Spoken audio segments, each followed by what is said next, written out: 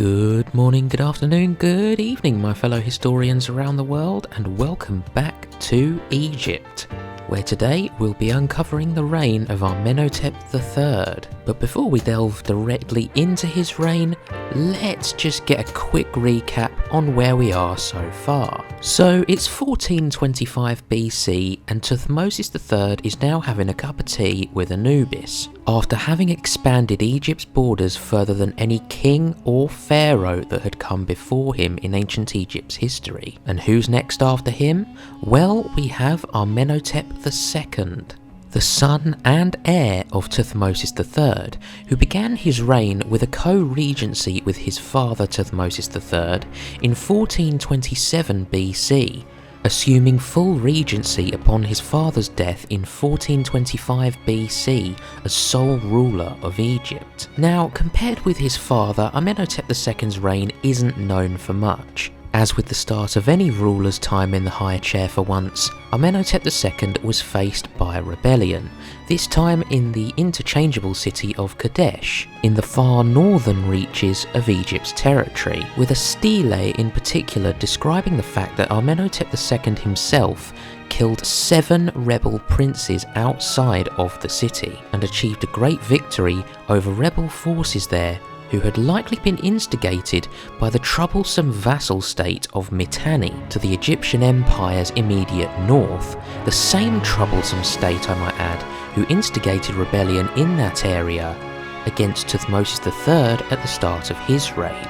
But most notably about Amenhotep II is that compared with many of his predecessors, he did not devote as much of the time and resources of his reign towards developing just the temple site at Karnak. Instead, he devoted much more of Egypt's resources and money towards developing temple sites across the Egyptian Empire, rather than focusing solely on just Karnak.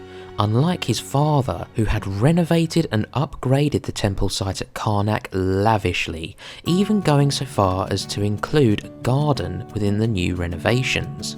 And upon his coffee break with Anubis in 1401 BC, Egypt was still very much the dominant powerhouse and key player in the late Bronze Age world that it had been under his father Thutmose III. And speaking of the Thutmoses, in 1401 BC comes the 4th iteration in the Thutmosis saga, Thutmose IV.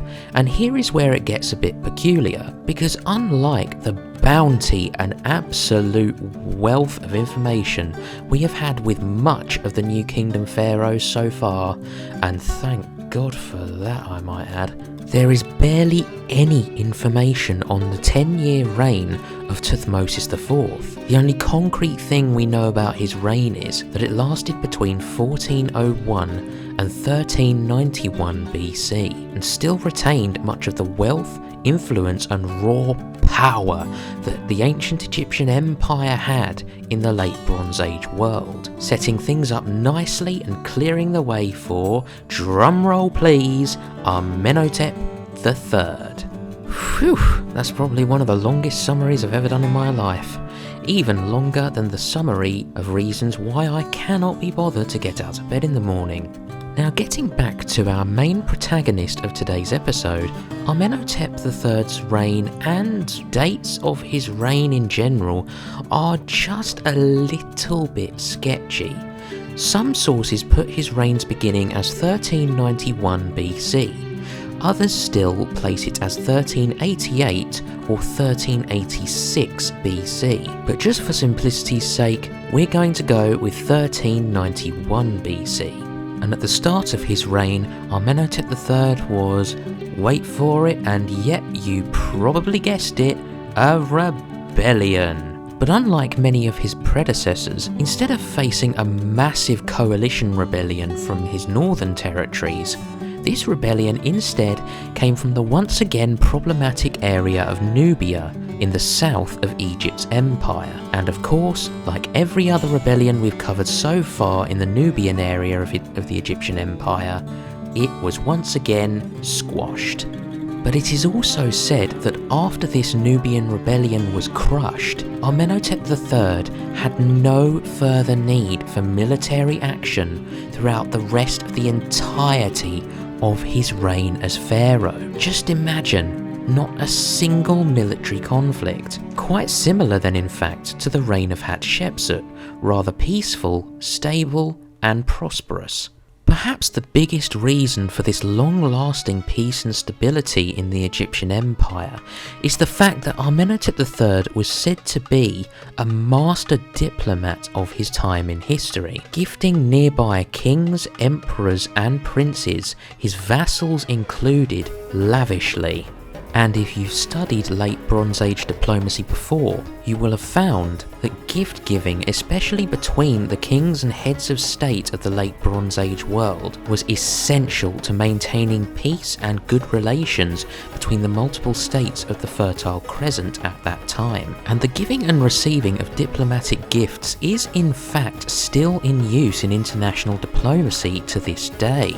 Speaking of gifts, these lavish exchanges between the leaders of all the Bronze Age states could consist of literally anything: alcohol, gold, even people, but not necessarily in the context of slavery.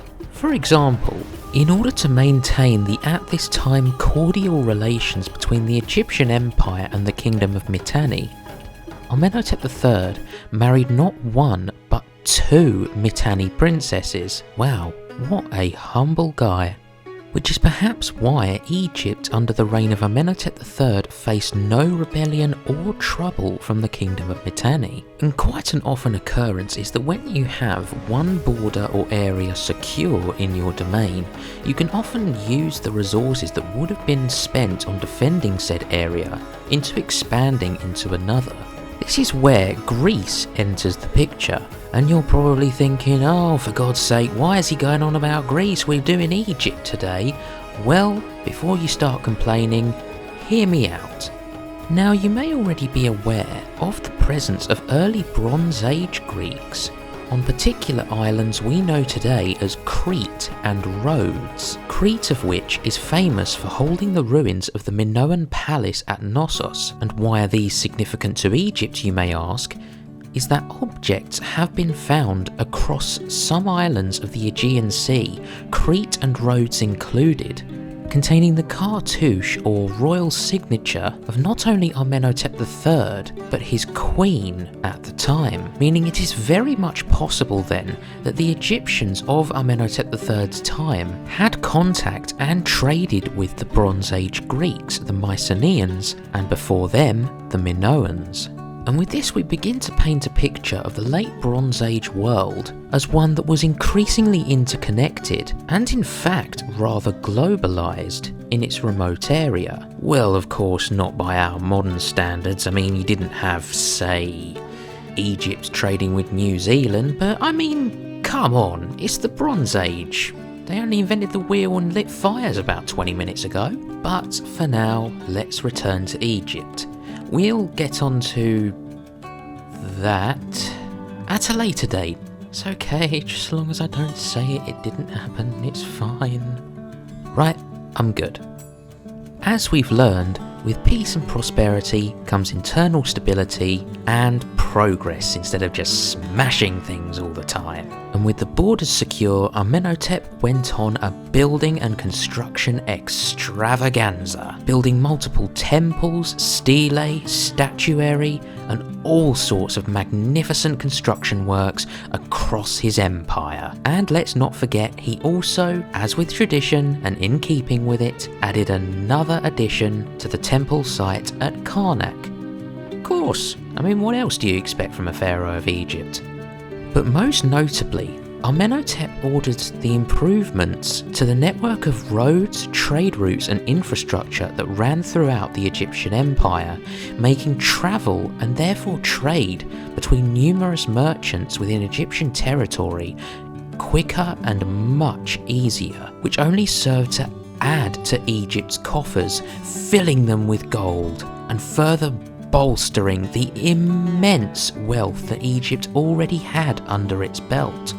And this era of peace, prosperity, and unparalleled wealth is why Amenhotep III became known as Amenhotep the Magnificent for his lavish building projects, his policy of diplomacy and keeping the peace with other Bronze Age powers, and seeing minimal military deployment or conflict under his reign.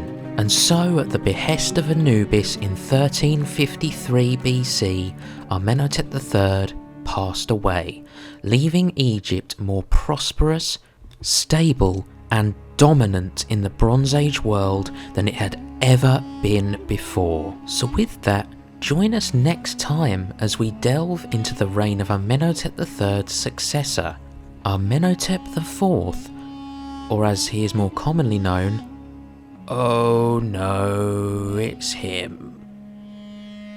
Oh boy.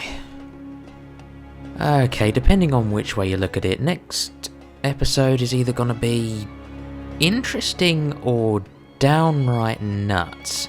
Anyway, I'm Lewis of the Grand Portfolio, and thank you for watching.